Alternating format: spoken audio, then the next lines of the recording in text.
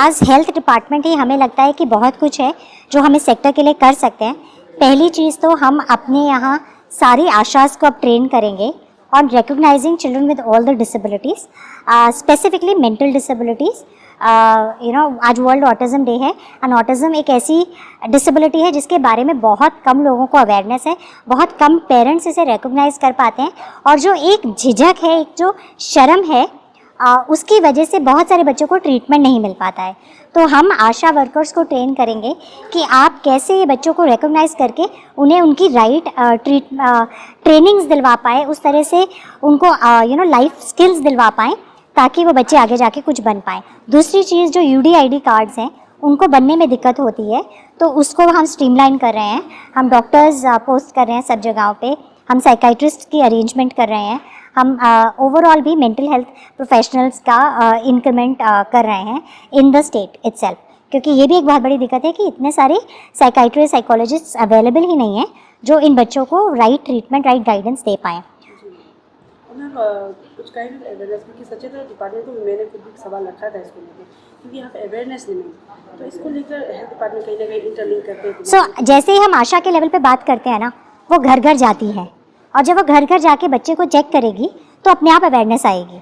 हमारा एम यही है कि सबको अवेयरनेस हो, और जो सबके दिमाग में एक स्टिग्मा है ना, एक शर्म है, एक झिझक है, एक ऐसा लगता है कि कुछ खराब है, वो दूर करें। हाँ, तो हम बड़ी बड़ी बातें नहीं, हम ग्राउंड लेवल पे हर एक घर में हर इंसान तक awareness through the medium of Asha's करेंगे, क्योंकि मुझे लगता है आप अखबारों में बोलिए या इधर उधर बोलिए, वो कम ही पढ़े लिखे लोग ही सुन पाते हैं।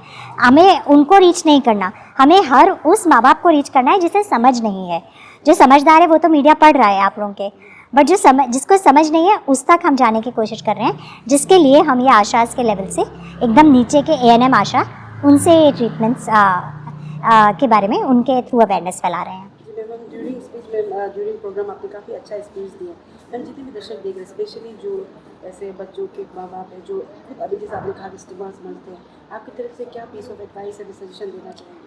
मैं इन स्पेसिफिक माँ बाप जिनके बच्चों को मेंटल डिसेबिलिटी है, सबसे बड़ी चीज़ उनके लिए ये होती है कि आपका बच्चा ना सिर्फ आपकी सोच पे निर्भर है। आपके बच्चे का फ्यूचर आपकी सोच डिसाइड कर रही है। तो आप अपने बच्चे के बारे में पॉजिटिव सोचेंगे तो आपका बच्चा भी दुनिया में एक पॉजिटिव फोर्स बनेगा।